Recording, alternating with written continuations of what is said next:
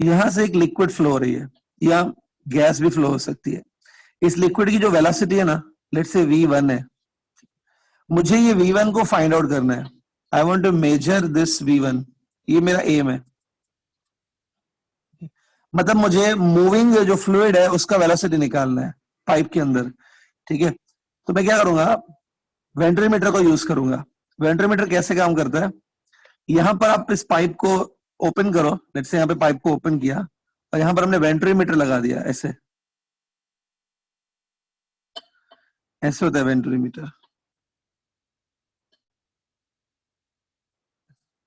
कुछ dumbbell shape का है ना, ठीक है, ऐसे ये देखो, समवॉट लाइक दिस, ठीक है। और ये जो आपको यू शेप का ट्यूब दिख रहा है ना, यूट्यूब दिख रहा है, यूट्यूब, इसमें मर्क्यूरी फिल रहती है यहां तक। सपोज स्टार्टिंग में जो मर्क्यूरी है वो सेम लेवल पे ही रहेगी दोनों साइड, ठीक है। अब क्या होगा, यहां से देखो फ्लूइड आ रही थी ना पहले, वो फ्लूइड तो अभी भी आना चालू रखेगी और फ्लूइड ऐसे फ्लो होगी, देखो।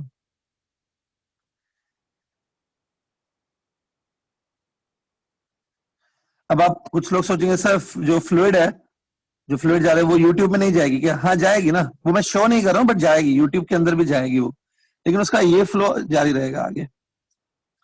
दिस फ्लो जो आपको दिख रहा है ना, ये this flow is assume to be straight streamline, streamline flow ही रहेगा। अब देखो यहां पर आप देखोगे तो क्रॉस सेक्शन एरिया बड़ी है, दैट इज सपोज A1, लेकिन यहां पर देखो, यहां पर क्रॉस सेक्शन एरिया छोटी है, इट्स A2। आपको मालूम है एरिया चेंज होने पे वेलोसिटी भी चेंज होता है, इक्वेशन ऑफ कंटिन्यूटी। ये A1 V1, यहाँ पर A2, तो यहाँ पर सपोज वेलोसिटी जो है ना फ्लूइड का, वेलोसिटी वो हो गया V2। वेलोसिटी यहाँ पे क्या बन गया, V2, ठीक है। अब होता यह है कि ये जो फ्लूइड है, जब वो .1 से .2 तक जा रही है, मतलब A1 से A2 तक जब जा रही है, तो देखो हाइट में कुछ ज्यादा बदलाव नहीं आया लिक्विड के। लिक्विड का जो फ्लो है ना A1 से A2 तक, उस फ्लो में कुछ हाइट का वेरिएशन नहीं है, no variation of height. So ρgh जो टर्म है वो हाइट सेम ही है। यहाँ पे मैं खाली ऐसे लिखूंगा कि इस लिक्विड के लिए pressure at the first point या pressure at any point plus half rho v square is constant. ये लिक्विड के लिए मैं ऐसा लिख सकता हूँ कि फर्स्ट पॉइंट से सेकंड पॉइंट तक जब जा रही है ना, P plus half rho v square constant रहेगा, ठीक है। अब एक बात, from first point if you go to second point, A1 से A2 जाओ, तो दिख रहा है कि area decreases, area decreases, velocity will increase. इधर मैं लिख देता हूं वो भी, देखो A1 is bigger than A2, so hence V2 will be bigger than V1। ये इक्वेशन ऑफ कंटिन्यूटी है, ठीक है। एरिया डिक्रीज हो गया, as you go ahead velocity increase हो गया V2। अब देखो अगर वेलोसिटी इंक्रीज हो गया, वेलोसिटी इंक्रीज हो तो ये टर्म इंक्रीज हो गया from first point two second point, ये टर्म इंक्रीज हो गया, प्रेशर का टर्म डिक्रीज हो जाएगा। तो सेकंड पॉइंट पे जो प्रेशर लिक्विड डालेगी ना वो कम होगा, P2 कम होगा कंपेयर टू P1। देखो V2 velocity is more, hence P2 pressure will be less than P1। ये इक्वेशन ऑफ कंटिन्यूटी से नहीं, मैंने बर्नौली से निकाला है ये, ठीक है। तो यहाँ पर P2 साइड प्रेशर कम होगा, P1 साइड प्रेशर ज्यादा होगा। तो सिंस P1 साइड प्रेशर ज्यादा है, P2 साइड कम है, तो यहां से मर्क्यूरी ऊपर आ जाएगी और यहां पर थोड़ा सा लेफ्ट साइड वो थोड़ा कम हो जाएगी। तो मर्क्यूरी की हाइट में जो डिफरेंस आएगा वो H है, suppose H is a difference between height, ठीक है। अब जैसे मैं आपको यहाँ पे बताया बर्नौली लगेगा, फर्स्ट पॉइंट से सेकंड पॉइंट तक we are applying Bernoulli and equation of continuity, ठीक है। तो वही बर्नौली में लगा रहा हूं यहाँ पे। देखो मैं ऐसे लिख सकता हूँ, pressure at first point plus half rho v1 square, it's at first point, is equal to pressure at second point plus half rho v2 square, that is velocity at second point। अब जैसे मैंने आपको बताया P1 greater than P2 है, इस side इसलिए नीचे आ गई है लिक्विड, तो P1 माइनस P2 में कर देता हूं, इसको इधर शिफ्ट करेंगे, P1 minus P2 is equal to, ये टर्म को आप इधर शिफ्ट कर लो, half rho V2 square minus V1 square, देख लो, ठीक है।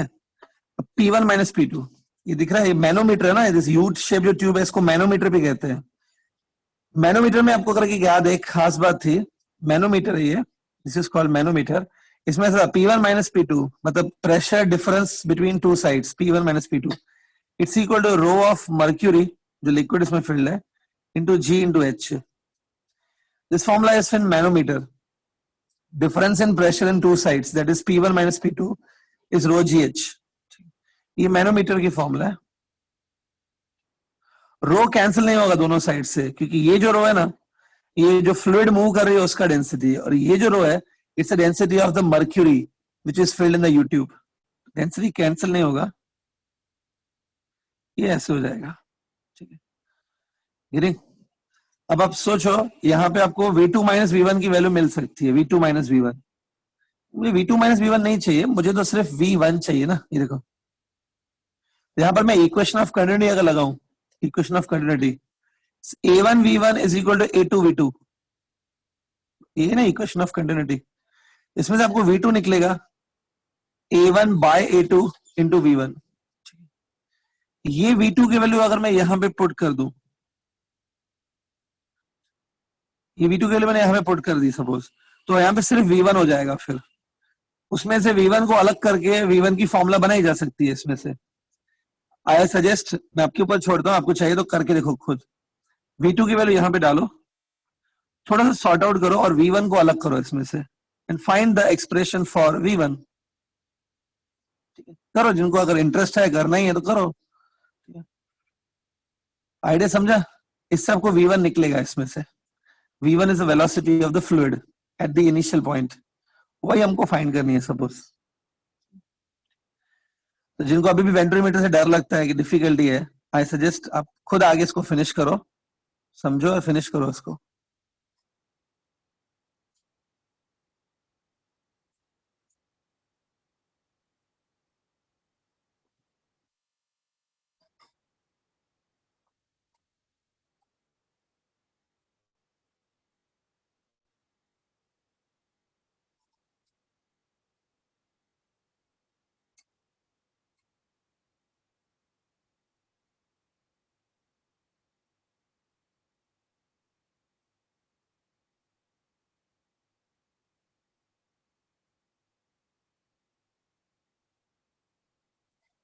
या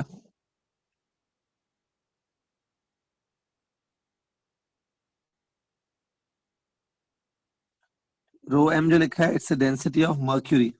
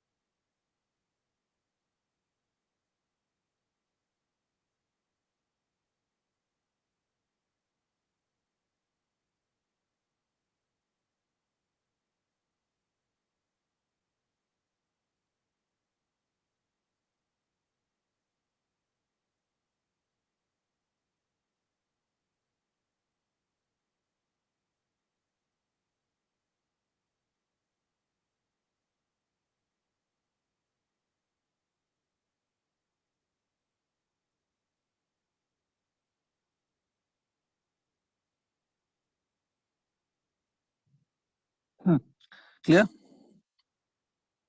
okay, so I hope Akanksha का डाउट क्लियर हो गया। ठीक है, क्लियर? हाँ, इसके बाद नेक्स्ट जो था वो टॉरिसरी लॉ था। टॉरिसरी लॉ में आप जैसे बोल रहे हो कि ज्यादा कुछ डाउट नहीं है, राइट? टॉरिसरी लॉ में आपको मालूम है क्या फॉर्मूला बनती है? ये सपोज एक टैंक है, इसमें से लिक्विड फिल्ड है, यहाँ पे होल है, liquid coming out.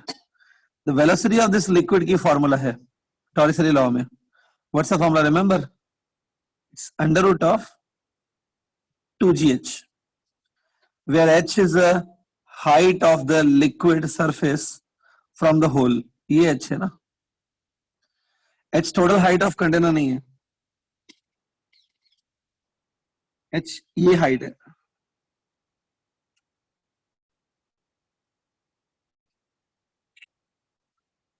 Saurabh Rajak mic on करके बात करो, किसमें केसेस आपको और आते हैं, किसमें केसेस?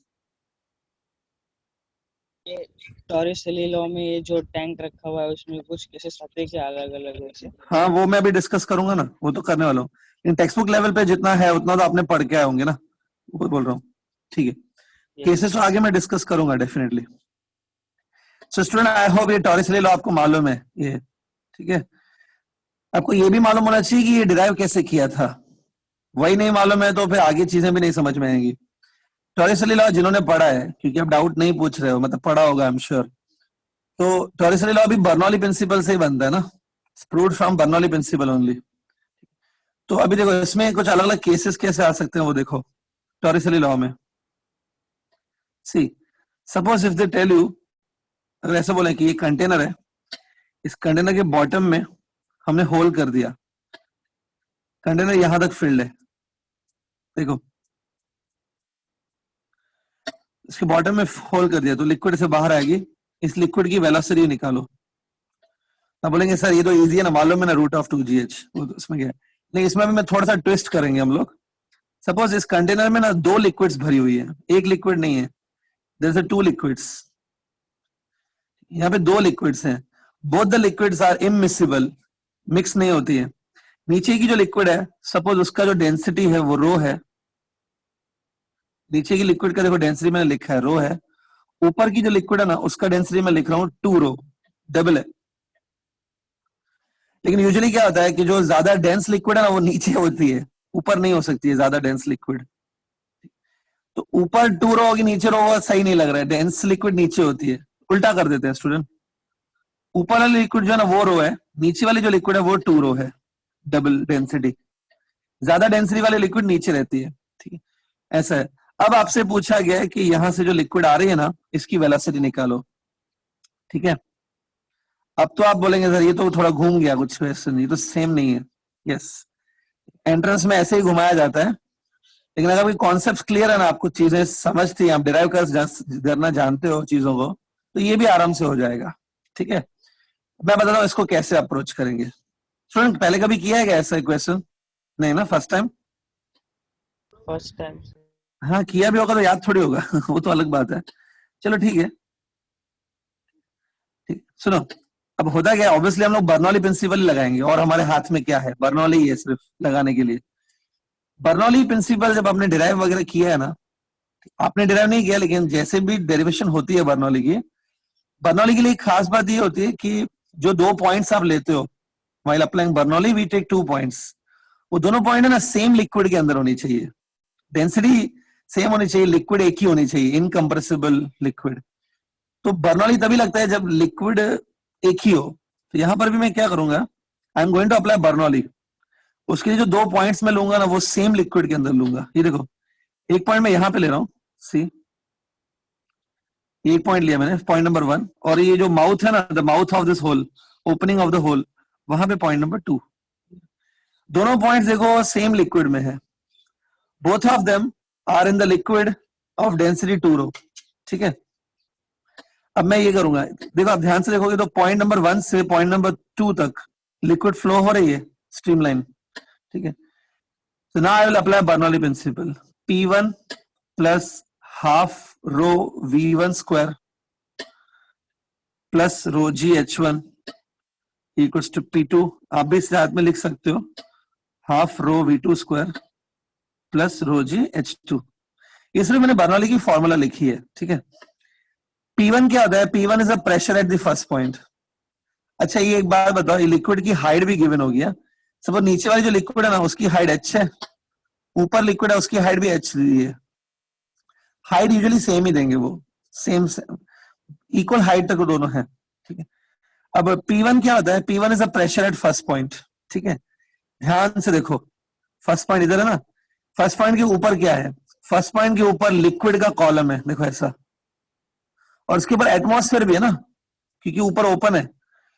तो फर्स्ट पॉइंट के ऊपर पता है प्रेशर कितना होगा, anybody who can try, first point के ऊपर प्रेशर कितना होगा बोलो। Atmospheric pressure plus atmospheric pressure, पहले P0 लिखते हैं उसको, plus GH rho GH। This is overall pressure at the first point because of the liquid column and उसके ऊपर एटमॉस्फेयर भी है दोनों। ये रो दिख रहा है क्या? ये rho density of that liquid है जिसके अंदर आपने ये फर्स्ट एंड सेकंड पॉइंट लिए, ठीक है। रो ऑफ डेंसिटी यहाँ पे 2 रो हो जाएगी वो। This rho should be replaced by 2 rho. मेरे साथ लिखते जाओ आप लोग भी। रो जी H1, तो रो जी H1 में भी रो नहीं होगा, 2 रो होगा। जी H1 मतलब simply height of the first point according to Bernoulli. First point की जो हाइट है वो हम लोग H ले सकते हैं यहाँ पे। सर वो V1 मिस हो गया वो। अरे हाँ सॉरी, V1 ना, ठीक, V1 में ले लेता हूँ, डोंट वरी। लेकिन अभी सुनो ध्यान से, V1 ले लेंगे, नो प्रॉब्लम। लेकिन इक्वेशन को थोड़ा सिंप्लीफाई करने के लिए मैं क्या अज्यूम करूंगा, मैं अज्यूम करूंगा कि ये टैंक जो है ना, टैंक काफी बड़ा है और होल काफी छोटा है। टॉरशन लॉ में ये लिया जाता है, tank is very big, tank की क्रॉस सेक्शन एरिया बहुत बड़ी है और होल बहुत छोटा है। यूजुअली ऐसे लिया जाता है। ऐसे लोगे ना तो आपको मालूम है लिक्विड बहुत ही थोड़ा थोड़ा करके नीचे आएगा, slowly slowly it will come. तो जो फर्स्ट पॉइंट है ना, यहाँ पर जो लिक्विड है वो भी स्लोली स्लोली नीचे मूव करेगा। तो velocity at the first point is negligible, ऐसे ले सकते हैं। Velocity of the fluid at first point is negligible. आगे चल के मैं ये V1 वाला जो टर्म है, इधर V1 स्क्वायर भी आएगा, ये टर्म मैं नेग्लेक्ट करने वाला हूं क्योंकि V1 स्मॉल है, V1 स्क्वायर तो और छोटा होगा ना, इसको मतलब बाद में नेग्लेक्ट ही करने वाले हैं। ठीक है, आगे बढ़ते हैं। P2 क्या है पता है? P2 is a pressure eight second point. ये देखो, ये सेकेंड पॉइंट है। सेकेंड पॉइंट कंटेनर के अंदर नहीं है, सेकेंड पॉइंट कंटेनर के जस्ट बाहर है, माउथ पे। तो यहाँ पर जो प्रेशर होगा ना, वो बाहर से जो प्रेशर आ रहा है एटमॉस्फेरिक, वो होगा। Pressure at second point is this one, P0, atmospheric pressure, half rho V2 square. Half rho नहीं आएगा, 2 रो आएगा, V2 स्क्वायर। रो जी H2 मतलब height of second point. Second point आपने ये लिया ना, इसकी क्या हाइट है? इसकी हाइट तो 0 है, तो इसलिए H2 वाला टर्म 0 हो जाएगा। यहाँ पे लिख देता हूँ, H2 तो 0 है, height of second point is 0, तो रो जी H2 वाला टर्म 0 हो जाएगा। पहले अब यहां तक थोड़ा समझ के लो और लिख के ले लो। ठीक है,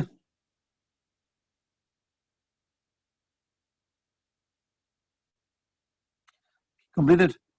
हाँ देखो, दोनों साइड से P0 कट हो जाएगा। P0 is atmospheric pressure, got cut. जैसे मैंने आपको पहले बताया, V1 को नेग्लेक्ट करेंगे क्योंकि टैंक बहुत बड़ा है, लिक्विड स्लोली स्लोली नीचे आएगी, तो V1 वाला टर्म नेग्लेक्ट कर दो।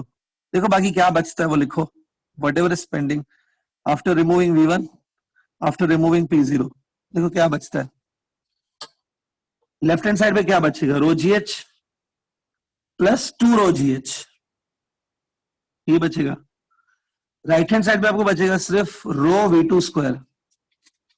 स्टूडेंट आई होप अगर आप अच्छे से करोगे तो यही बचेगा, देखो। ठीक है, it's like rho GH plus 2 rho GH, it is ultimately 3 rho GH, rho V2 square, rho gets cancelled, तो V2 देखो कितना आ रहा है, अंडर रूट ऑफ 3GH आ रहा है। ठीक है, तो वैसे टॉरिसली मिलर में क्या आता है? रूट ऑफ 2GH आता है, अभी कितना आ रहा है? 3GH आ रहा है, बदल गया क्योंकि आपने ऊपर दूसरी लिक्विड भी रख दी ना। क्या एवरीबॉडी अंडरस्टूड? सर उसका रोल बस इतना ही था, जो ऊपर लिक्विड। उसने वेलोसिटी को बढ़ा दिया ना, वेलोसिटी वैसे रूट ऑफ 2GH होती है, अभी 3GH हो गई, बढ़ गई है ना। ठीक है, इतना ज्यादा थोड़ी बढ़ेगी कि मतलब 2GH से वो 100 टाइम्स GH हो जाएगी, इतना तो नहीं होगी। 2GH से 3GH हो गई है। ठीक है, मैथमेटिकली इट इज कमिंग ना। ठीक है, सो ये है गिरिंग। यहाँ पे भी देखो ना, डेंस लिक्विड नीचे ही है, लिक्विड डेंस वाली नीचे निकल रही है, ऊपर तो लाइटर लिक्विड है, कम डेंसिटी वाली लिक्विड ऊपर है। तो वो खाली क्या करेगी? प्रेशर बढ़ाएगी, because of that pressure is increased, तो इसलिए लिक्विड की वेलोसिटी थोड़ी बढ़ गई है। क्लियर? ठीक है, इसमें स्टूडेंट आगे बढ़ते हैं थोड़ा, टॉरिसली लॉ में और भी चीजें हैं डिस्कस करने को। सी, ये सब मैं एंट्रेंस के पॉइंट ऑफ व्यू से बता रहा हूँ, ठीक है। लुक हियर, सपोज ये कंटेनर है जिसमें होल एकदम बॉटम में नहीं गया है, थोड़ा होल ऊपर है, दिख रहा है यहाँ पे। तो ये जो टोटल हाइट है ना लिक्विड की, जो टोटल हाइट है राइट फ्रॉम द बॉटम, ये हाइट, ये है capital H, capital H. Hole जो है ना उसकी जो हाइट है मतलब फ्रॉम द सरफेस, ये जो है ये small H. So definitely you can understand ये होगा capital H minus small H. Liquid ऐसा आएगा बाहर, है ना, ऐसे होने वाला है। डायग्राम को देखो, कुछ ज्यादा डिफिकल्टी तो नहीं है, ठीक है। क्लियर? हाँ, अब देखो ये लिक्विड ऐसे आ रही है बाहर। इस लिक्विड की जो वेलोसिटी होती है, velocity with which liquid coming out, वो वेलोसिटी आपको मालूम है ये होती है अंडर रूट ऑफ 2gh, यही होगी। लिक्विड यहां पे आके गिर रही है इधर। तो अगर कोई पूछ ले इसका रेंज कितना है, रेंज इस लिक्विड का, रेंज मतलब ये प्रोजेक्टाइल मोशन किया होगा ना, प्रोजेक्टाइल मोशन मतलब ना ये रेंज कही जाती है, डिस्टेंस ऑफ दिस, ये प्रोजेक्टाइल की तरह आ रही है आगे, तो रेंज निकालनी है हमको, ठीक है। तो डायग्राम चाहिए तो पहले आप बना लो पहले, इफ यू वांट। टॉपिक का नेम आप लिख सकते हो रेंज ऑफ इफ्लक्स। जो लिक्विड बाहर आती है उसको इफ्लक्स कहते हैं, इफ्लक्स, उसका रेंज ऑफ इफ्लक्स। डायग्राम चाहिए तो बना लो पहले।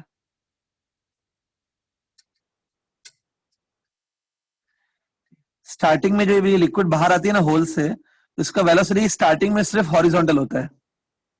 After coming out gravity will act on this, और ये वर्टिकल हो सकता है, but initially its velocity is purely horizontal.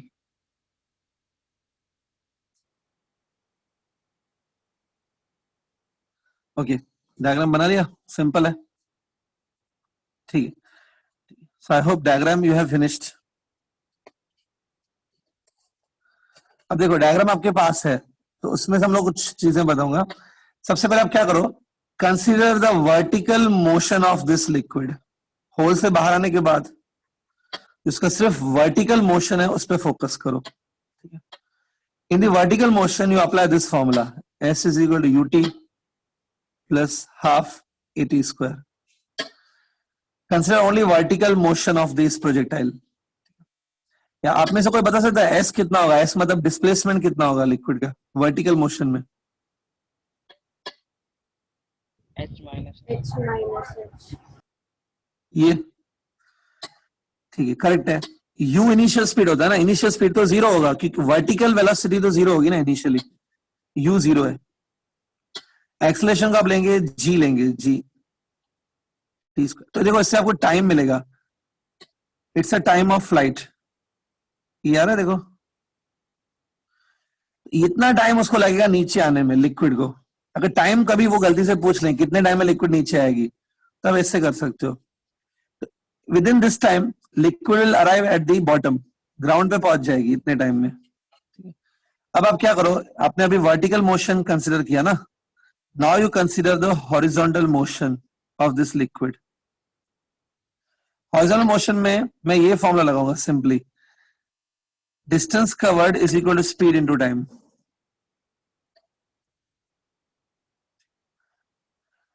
ठीक है, आपको याद होगा कि वर्टिकल मोशन में ये इक्वेशन में क्यों लगा रहा हूं और यहाँ पे हॉरिजॉन्टल पे मैं ये क्यों नहीं लगा रहा हूँ equation S equal to ut plus. Horizontal motion जो होता है ना प्रोजेक्टाइल का, वो यूनिफॉर्म होता है। Horizontal velocity do not change, it's a uniform motion horizontal. तो अब हाँ, अब ट्राई करो, how much is the distance covered in the horizontal motion? बोलो, डायग्राम आपके पास है ना, जो इफ्लक्स है उसका हॉरिजॉन्टली कवर्ड डिस्टेंस कितना है ड्यूरिंग? उसका रेंज हाँ, range range, correct, horizontal distance range है। जल्दी से आंसर दो ताकि हम लोग आगे बढ़े। Speed, what is the horizontal speed? It is I think this one, root of 2gh। Time तो आपका ये लेंगे ना, टाइम तो यही लेंगे, टाइम ये होगा 2h minus h divided by g। देखो रूट के अंदर ही जी जी कैंसिल हो जाएगा। यहाँ पे देखो √2 और √2 है, √2 मिलके 2 हो जाएगा और बाद में लास्ट में आएगा ऐसे √h दिस वन। ये देखो रेंज की फॉर्मूला है, याद नहीं होती है तो भी चलेगा, डिराइव करने तो आना चाहिए ना फिर एग्जाम में।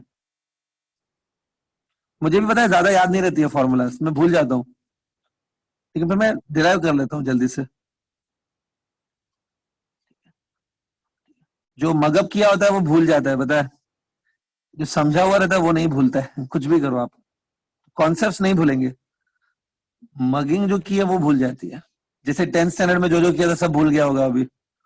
वर्ल्ड वॉर 1 कभी लगी थी, हिटलर कब मर गया, याद ही नहीं होगा तो क्योंकि आपने याद किया था, खाली हिटलर को फील नहीं किया था आपने। तो मगअप करने पे यही होता है, ठीक है, मगअप मत करो। थोड़ा बहुत मगिंग कर सकते हो जितना हो सके, बट ज्यादा मत करो, ठीक है। बराबर बोला ना, याद है क्या वर्ल्ड वॉर 1 कभी लगी थी, ऐसा कुछ?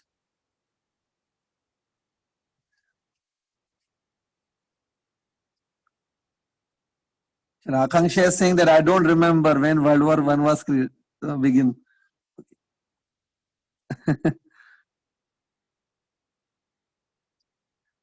कुछ ऐसा था, सर्बिया का कोई किंग था, सर्बिया की किंग की जब डेथ हुई थी, मर्डर हुआ था, एसेसिनेशन हुआ था, उसके बाद वर्ल्ड वॉर 1 स्टार्ट हुई थी इन द ईयर 1914, 1914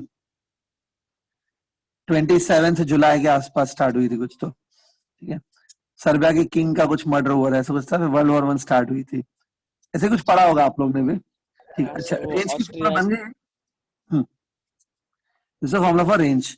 अब देखो आपको याद है, अगर हमने जब प्रोजेक्टाइल मोशन डिस्कस किया था, प्रोजेक्टाइल में ये होता है कि रेंज मैक्सिमम कब होती है वो भी जानना जरूरी है। Suppose we want to know that when range will be maximum, range maximum कब होगी, ठीक है। तो यहाँ पे देखो ये फॉर्मूला से थोड़ा सोचते हैं इसको। देखो रेंज की फॉर्मूला में दो चीजें हैं, small H and capital H minus small H, ठीक है। अब अपना डायग्राम प्लीज चेक करो, अगर मैं ये स्मॉल एच को इंक्रीज करूं, if I increase the value of small H, ठीक है, तो capital H minus small H ना वो डिक्रीज हो जाएगा। देखो अज्यूमिंग, यहाँ पे एक अज्यूम करते हैं कि जो कैपिटल एच है ना वो कांस्टेंट है, मतलब हाइट ऑफ द लिक्विड, हम लोग लिक्विड को नहीं बढ़ाएंगे।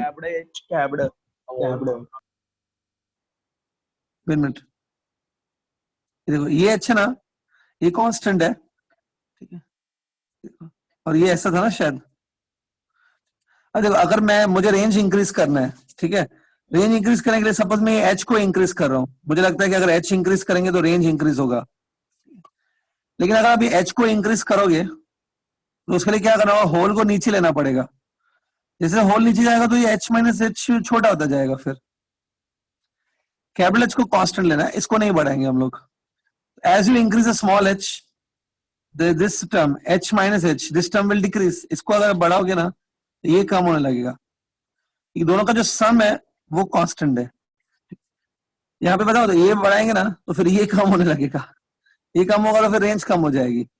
ऐसा कंफ्यूजन है इसमें। फिर ऐसा कंफ्यूजन जब होता है ना तो डेरिवेटिव्स वगैरह यूज होते हैं, applications of derivative, maxima minima, वो सब मैथ्स यूज करके हम लोग ये प्रूफ कर सकते हैं कि रेंज मैक्सिमम तब होगा जब ये स्मॉल एच है ना आपका, स्मॉल एच इतना होना चाहिए, when small h is this much, how much, half of the total height, small H जो है ना half of the total height होना चाहिए, तब रेंज मैक्सिमम होती है। It can be proven using derivatives. ये स्मॉल एच है ना वो पूरे हाइट का कितना होना चाहिए, 50%। When the small H is 50% of the total height, हाँ, तब रेंज क्या होती है, maximum. Very clear, this is called formula for maximum range. जब एच कितना होता है 50% ऑफ कैपिटल एच, तो एक काम करते हैं, चलो मैक्सिमम रेंज निकाल के देखते हैं ना कितनी आती है। रेंज की फॉर्मूला आपको मालूम है, ये है 2 बाहर है, 2 स्मॉल एच। एक काम करना, आपको मालूम है ये रेंज की फॉर्मूला है, इसमें आप क्या करो, स्मॉल एच को आप इतना डाल दो, ये वैल्यू डाल दो स्मॉल एच की, तभी रेंज मैक्सिमम होगा ना। स्मॉल एच की जगह आप ये लिखो h/2, यहां पर भी देखो क्या होगा, h माइनस h/2 होगा, अगेन h/2, तो ये h/2 का स्क्वायर है, ऊपर से रूट है, h/2 आएगा, बराबर।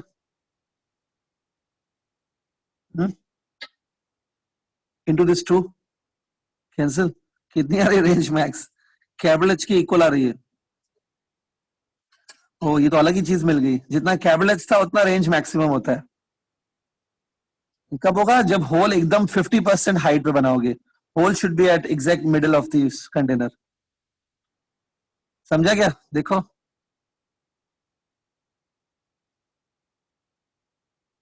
Any doubt in this, tell me, doubt है तो बोलो। सर वो बीच वाला एच किधर गया? बीच वाला एच कौन सा है? ये सर वो कैपिटल वाला, ये सर वो स्टेप समझ में नहीं आया। हाँ ये वाला स्टेप ना, अभी आगे ना। हाँ अच्छा ये फॉर्मूला तक तो समझा नहीं, रेंज की फॉर्मूला लिखी है मैंने। हाँ सर वो समझा। हाँ, अब रेंज मैक्सिमम कब होता है, जब स्मॉल h कितना होना चाहिए, कैपिटल H/2 होना चाहिए, 50%, ये समझा है मैंने।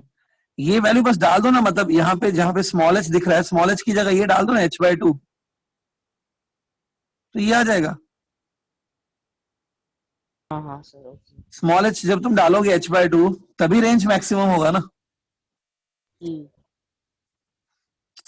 ठीक है students? Is this point clear? So this completes your Torricelli law. Torricelli law में ये सब चीजें तो एटलीस्ट ध्यान में रखो, ठीक है? और भी आप एमसीक्यू करोगे, कुछ और डाउट्स निकलते हैं तो आप पूछ सकते हो भले, ठीक है? Very clear students? सर एक डाउट था सर, वो एच तो, मतलब हाँ, बोलो, वो बोलो। बॉटम में रहेगा? क्या बोल रहे हो?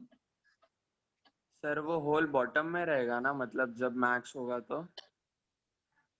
नहीं, होल बॉटम में कैसे होगा, होल तो मैंने बोला ना 50% हाइट पे होगा।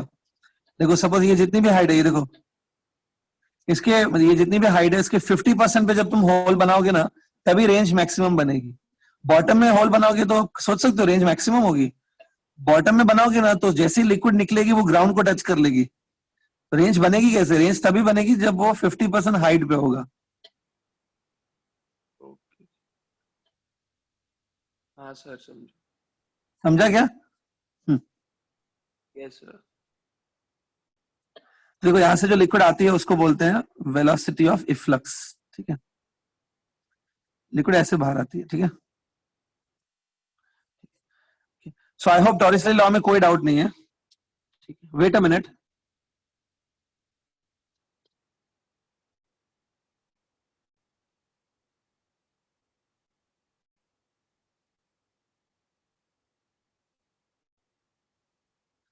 हाँ। प्रथमेश कंगने माइक ऑन करो बेटा। प्रथमेश कंगने,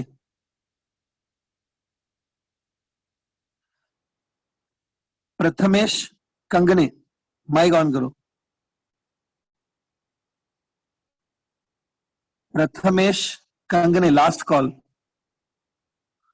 माइक ऑन करो। प्रथमेश कंगने।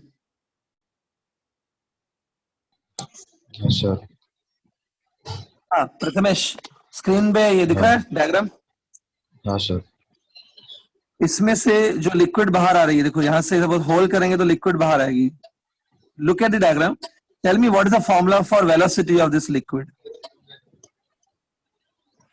हाँ सर, एक मिनट। बोलो। Root of 2gh। Root of 2, ये देखो कैपिटल H की ये स्मॉल h, क्या लेंगे? Small h। नेक्स्ट एक चीज, लिक्विड जब ऐसे बाहर आ रही है इसको रेंज बोलते हैं, देखो दिस इज कॉल्ड रेंज। हाँ ये रेंज मैक्सिमम कब होता है? In under what condition this range become maximum? जब भी h upon capital H upon 2 रहेगा हाइट पर। ठीक है, मतलब आपका ध्यान है, ठीक है। Close your mic. चलो थोड़ा सा बीच में चेक करना पड़ता है, नहीं तो पता ही नहीं चलेगा बच्चे बैठे हैं कि चले गए, ठीक है, गुड। तो प्रथमेश कंगने का फिर भी ध्यान है, ठीक है। चलो थोड़ी देर बाद दूसरे किसी को पूछता हूं मैं। चलो लेट्स कंटिन्यू नाउ। तो टॉरिसली लॉ क्लियर है now, okay. Now see, before we proceed to the next topic, काफी बार एक क्वेश्चंस आते हैं यूट्यूब के ऊपर। See the spelling of YouTube, वो यूट्यूब नहीं, ये यूट्यूब पे काफी सारे क्वेश्चंस आते हैं, ठीक है। एक क्वेश्चन मैं आपको यूट्यूब के ऊपर करा देता हूं अभी, then we will proceed to next topic. एक क्वेश्चन आप लिखो बेस्ड ऑन यूट्यूब।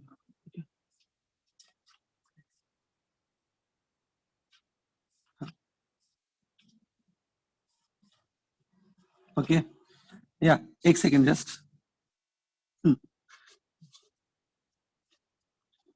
क्वेश्चन मैं आपको बुक से दिखा देता हूं।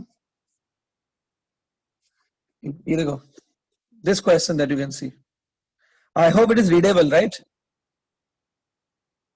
Yes. Yes, sir. हाँ, ये क्वेश्चन आप नोट कर लो, स्टूडेंट चाहिए तो। मतलब मेन पॉइंट्स लिख लो, जो जो आपको मेन पॉइंट्स इसमें मिल रहे हैं वो लिखते जाओ।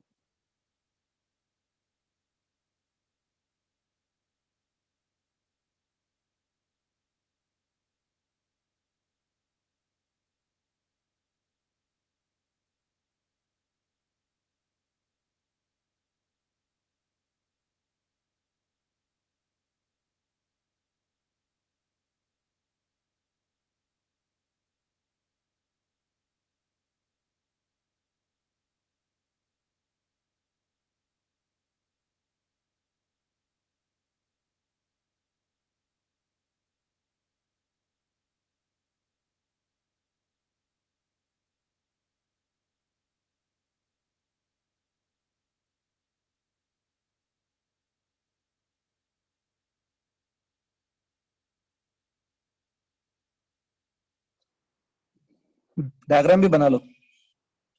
डायग्राम आपको क्लियरली दिख रहा होगा, लेकिन फिर भी बता देता हूँ, H2 बड़ा दिख रहा है H1 से। H2 is bigger than H1.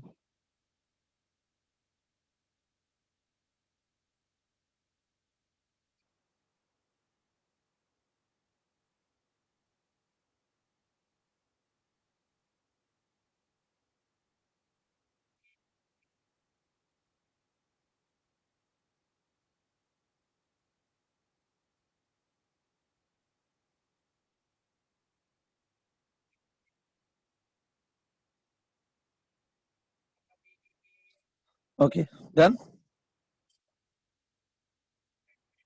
हाँ sir. Okay. So ये टिपिकल, Sir, 2 minute. हाँ, ये टिपिकल एंट्रेंस लेवल का एक क्वेश्चन है। एंट्रेंस में जेई नीट कहीं पे भी आ सकता है ऐसा क्वेश्चन, टिपिकल क्वेश्चन है।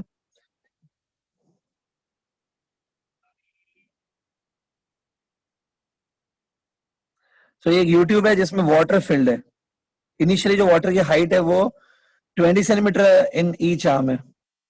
मेरी बात और थोड़ा सोचो, अगर इनिशियली दोनों साइड जो वाटर है ना वो कितने हाइट तक रुका हुआ है, 20 सेंटीमीटर हाइट तक रुका हुआ है। तो इसका मतलब है कि दोनों साइड मिला दूं तो ऐसे बोल सकता हूं वाटर की जो टोटल हाइट है वो 40 सेंटीमीटर हुई क्या?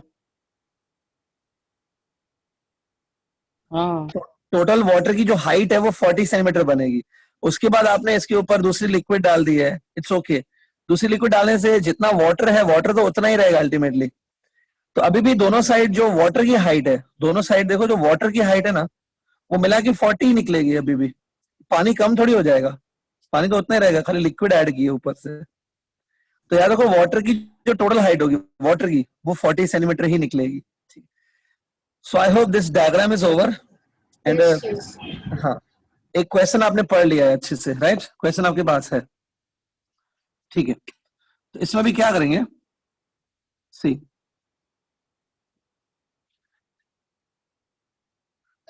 अब देखो यहां पर सपोज वाटर यहां तक है और लिक्विड यहां तक है।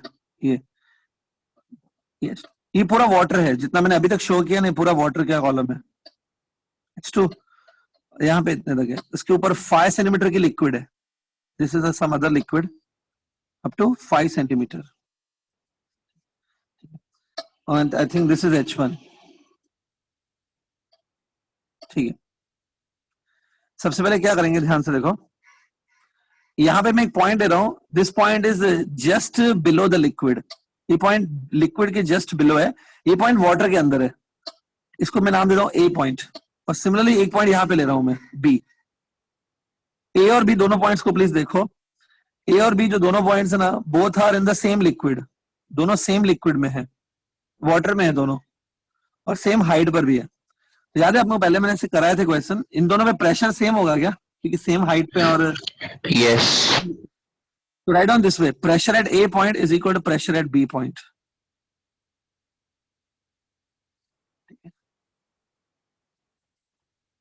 हाँ, अब पहले हम लोग pressure at A point calculate करेंगे। देखो ए पॉइंट के ऊपर अगर आप देखोगे, ए पॉइंट के ऊपर लिक्विड का कॉलम है ऑफ द हाइट 5 सेंटीमीटर, और उसके बाद ऊपर एटमॉस्फेयर भी है ए पॉइंट के ऊपर। दिस यू कैन अंडरस्टैंड कि प्रेशर एट ए पॉइंट कितना होगा पता है, P0, P0 मतलब atmospheric pressure plus rho of liquid into g into 5 centimetre. मैंने रो जी एच लिखा है, rho of liquid g into h, क्योंकि ए पॉइंट के ऊपर लिक्विड है, उसका प्रेशर पड़ेगा ना इसके ऊपर। ये देखो, it's a pressure at A point. Now I am coming to point B. Point B के ऊपर आप देखो वाटर है, अल्टीमेटली पॉइंट बी के ऊपर वाटर है, लेकिन प्रॉब्लम क्या पता है, ये पॉइंट बी के ऊपर जो वाटर है ना, इसकी हाइट नहीं मालूम है कितना हाइट है। ये 5 सेंटीमीटर नहीं होगा, पॉइंट बी के ऊपर जो हाइट है वो 5 सेंटीमीटर नहीं है, उससे ज्यादा है। ऐसा टोटल हाइट h2 है ना,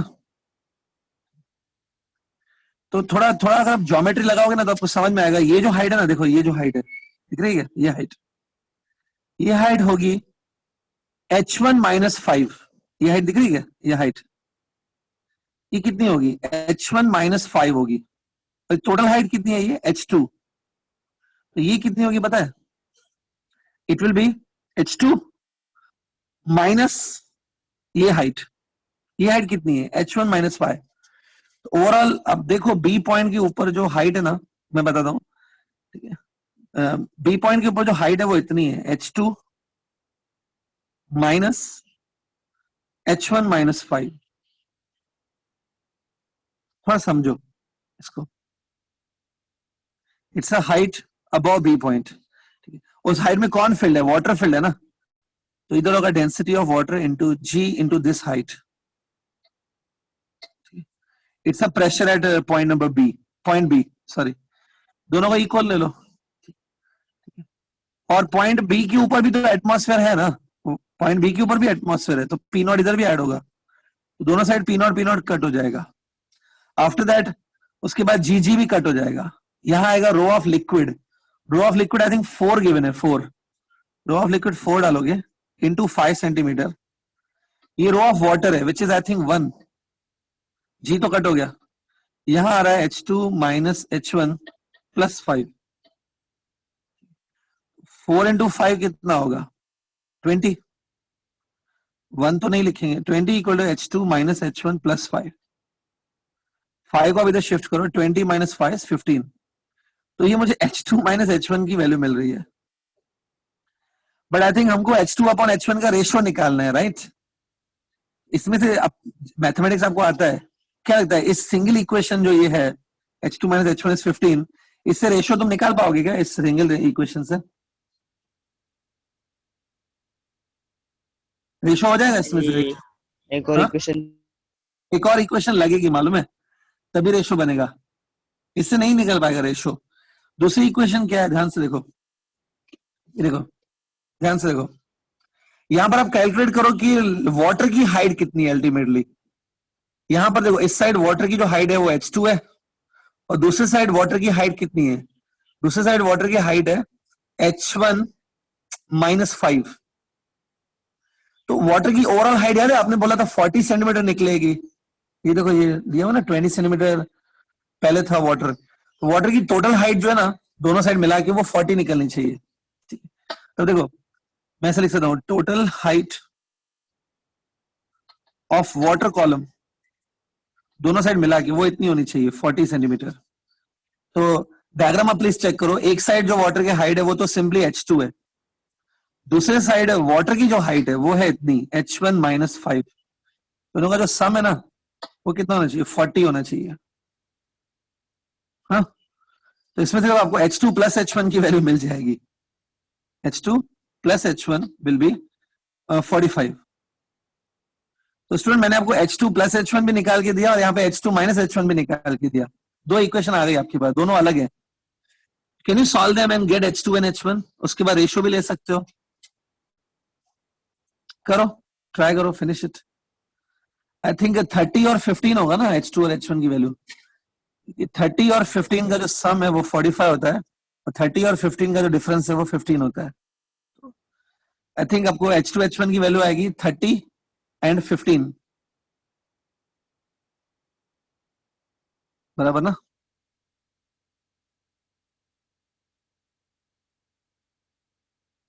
तो आंसर आएगा 2:1. एक ऑप्शन था 2:1, ऑप्शन सी 2:1 आएगा.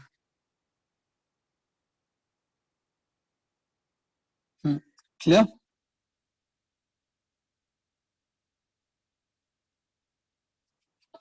तो इस टाइप के क्वेश्चन आते हैं एंट्रेंस में, आते हैं. और मुझे जितना पता है पूरे इंडिया में जो बच्चे बैठते हैं 50-60% बच्चे तो ऐसे क्वेश्चन को छोड़ के आ जाते हैं. लेकिन क्या है सर इतना डिफिकल्ट क्वेश्चन? तो थोड़ा सा अटेम्प्ट करोगे, थोड़ी सी मेहनत करो तो कुछ हार्ड नहीं लगेगा इतना. So I hope it's clear, right? Everybody got? ठीक है. तो this completes your Torricelli law. Bernoulli मैंने समझा दिया पूरा. ठीक है, इसको क्लियर रखो अपने लिए. कुछ डाउट्स बर्नौली में निकल देना, भले बाद में भी पूछ सकते हो, but make it clear all things which we discussed. हाँ, सी अब आगे बढ़ते हैं स्टूडेंट. इस चैप्टर में नेक्स्ट जो टॉपिक है वो सब है ये विस्कोसिटी करके टॉपिक है. विस्कोसिटी याद है, कराया तो था. जब लिक्विड मूव करना चालू करती है, रेस्ट पे लिक्विड है वो मूव करना चालू करती है, तो लिक्विड को लेयर्स के फॉर्म में अज्यूम कर सकते हैं. Assuming liquid is in the form of layers, और लिक्विड ने मोशन चालू किया तो वो लेयर्स मूव करना चालू करते हैं लिक्विड के. Whenever liquid layer starts moving, liquid के लेयर्स के बीच में फ्रिक्शन होता है. उस फ्रिक्शनल फोर्स जो लिक्विड के लेयर्स के बीच में होता है उसी को आई थिंक विस्कस फोर्स कहते हैं. ठीक है, that property by which liquid layer oppose each other, the property is known as viscosity. याद है ये सब?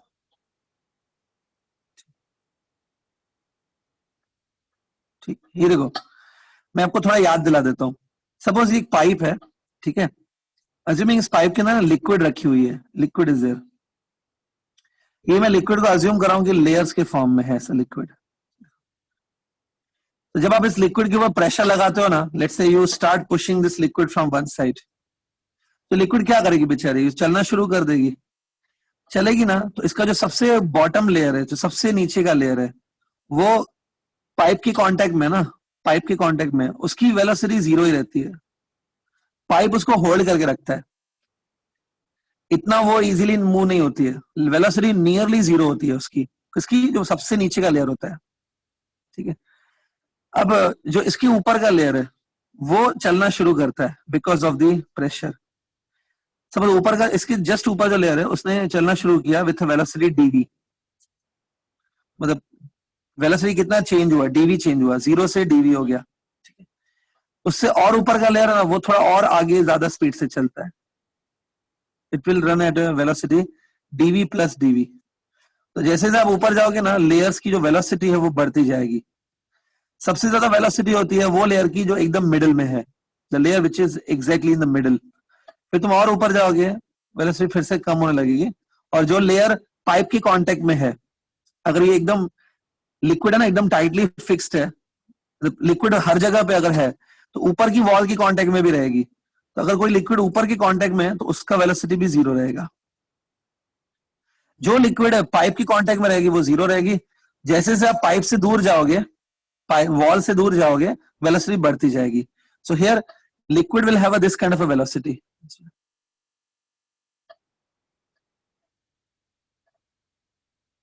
ऐसे तो इसको देखो, हर लेयर की वेलोसिटी अलग अलग है. ये वेलोसिटी ऐसे बनाया मैंने. ठीक है, ऐसा होता है. तो क्योंकि देखो सारे लेयर्स जो है ना अलग अलग वेलोसिटी से मूव कर रहे हैं. ठीक है, नीचे का लेयर है वो कम स्पीड पे है, उससे जस्ट ऊपर जो लेयर है उसकी स्पीड ज्यादा होती है. This is the way they are moving. ये फ्रिक्शन की वजह से ही है.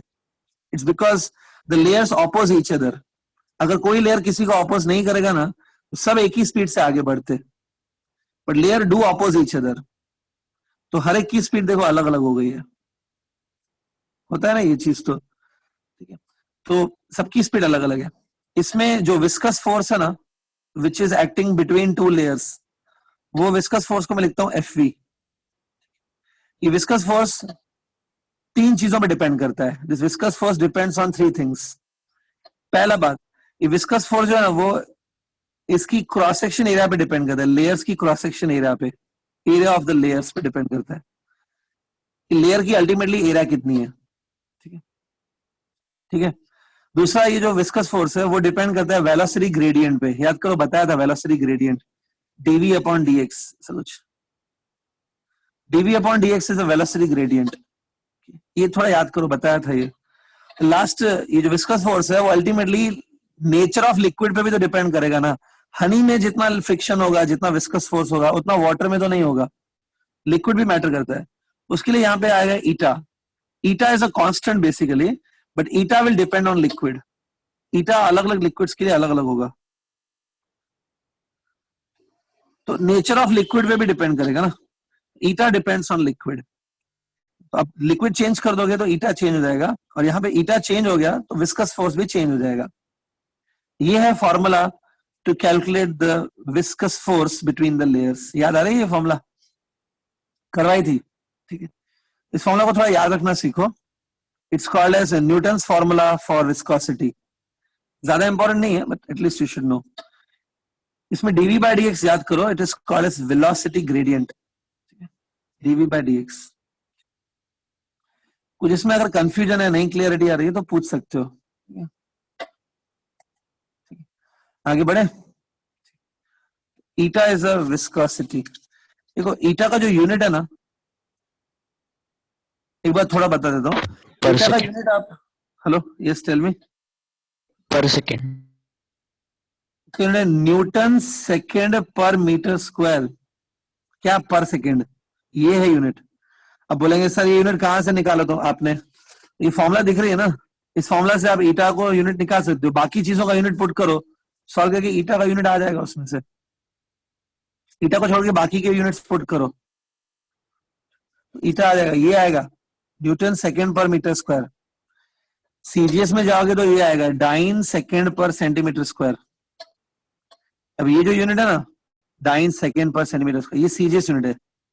इसको कभी कभी पॉइस भी बोलते हैं. पॉइस बताया था ये भी चीज मैंने, मुझे याद है. थोड़ा मालूम होना चाहिए कि पॉइस किसका यूनिट है.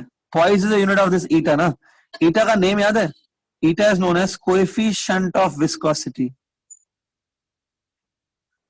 जो ज्यादा विस्कस लिक्विड होती है उनके लिए ईटा ज्यादा होता है, और जो कम विस्कस लिक्विड होती है जैसे वाटर हो गया, उनके लिए ईटा कम होता है. हनी के लिए, ब्लड के लिए, ब्लड भी विस्कस होता है काफी, तो ब्लड और हनी के लिए ईटा ज्यादा होता है. ठीक है, these are the things you can remember. इसके बाद विस्कोसिटी में ही कंटिन्यू कर रहा हूं स्टूडेंट. विस्कोसिटी में अगला एक टॉपिक था टर्मिनल वेलोसिटी. काफी डिटेल में कराया था मैंने, मुझे याद है. अभी आपको कितना याद है वो नहीं मालूम है. Remember terminal velocity.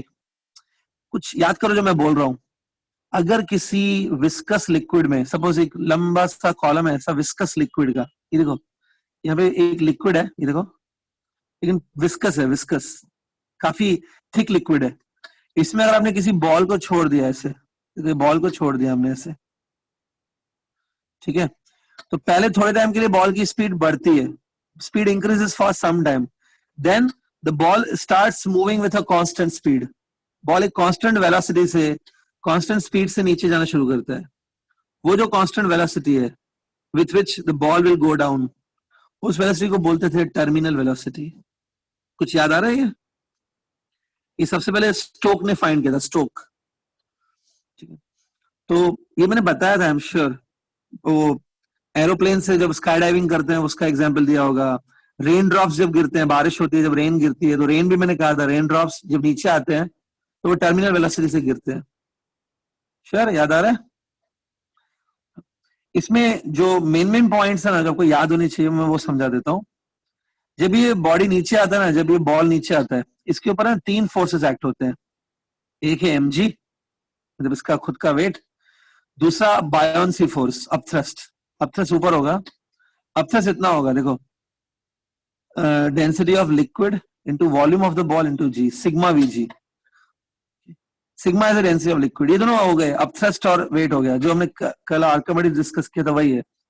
लेकिन उसके साथ साथ क्या होगा, ये बॉल जो है ना वो विस्कस लिक्विड में ट्रेवल कर रहा है ना, it's passing through a thick liquid, तो लिक्विड इसको अपोज करेगी, क्योंकि बॉल नीचे जा रहा है, बॉल इज गोइंग डाउन, तो विस्कस फोर्स या जो फ्रिक्शनल फोर्स है वो ऊपर लगेगा। ये viscous force FV viscous force है। अब अगर विस्कस फोर्स जो है वो लिक्विड और लिक्विड के बीच में होता है, लिक्विड की लेयर्स के बीच में होता है, तो फिर उसकी फॉर्मूला ये होती है, याद है। लेकिन यहां पर ये विस्कस फोर्स लिक्विड के बीच में नहीं है, it's a viscous force between liquid and the solid ball, ये अलग है। ये विस्कस फोर्स स्टोक ने फाइंड आउट किया था, it was found by Stoke. Viscous force ने ये फाइंड किया था 6 पाई ईटा आरवी। ये कैसे आता है वो नहीं है आपके सिलेबस में, but he found this as to be viscous force 6 pi eta R V. ठीक है, इसने एक्सपेरिमेंटली ज्यादा करके ये फाइंड किया था चीजें। तो ही सेड विस्कस फोर्स इतना होता है, कितना, 6 पाई ईटा आरवी। ये तीनों फोर्सेस लगते हैं। जब ये तीनों फोर्सेस एक दूसरे को बैलेंस कर देते हैं, देखो डायग्राम देखो, when all these 3 forces balance each other, that means upward forces balances downward force, तब इस बॉल के ऊपर नेट फोर्स 0 हो जाता है, बराबर ना। नेट फोर्स 0 हो गया तो इसकी वेलोसिटी कांस्टेंट हो जाएगी, क्योंकि फोर्स 0 तो एक्सेलरेशन 0 हो जाएगी, एक्सेलरेशन 0 तो वेलोसिटी रिमेन कांस्टेंट, वो कांस्टेंट वेलोसिटी से नीचे गिरता है। तो कोई कंडीशन याद रखो, ये दोनों फोर्सेस की वैल्यूज भी याद रखो कि कौन सी वैल्यूज है, नीचे फोर्स कितना है। जब अपवर्ड फोर्स और डाउनवर्ड फोर्स इक्वल हो जाते हैं जिस मोमेंट, तब वेलोसिटी बढ़ना बंद कर देता है, क्योंकि फोर्स 0 हो गया, then it goes with a constant velocity. इसमें से हमने टर्मिनल वेलोसिटी की फॉर्मूला बनाई थी, फॉर्मूला याद तो नहीं होगी आपको, मैं बता देता हूं।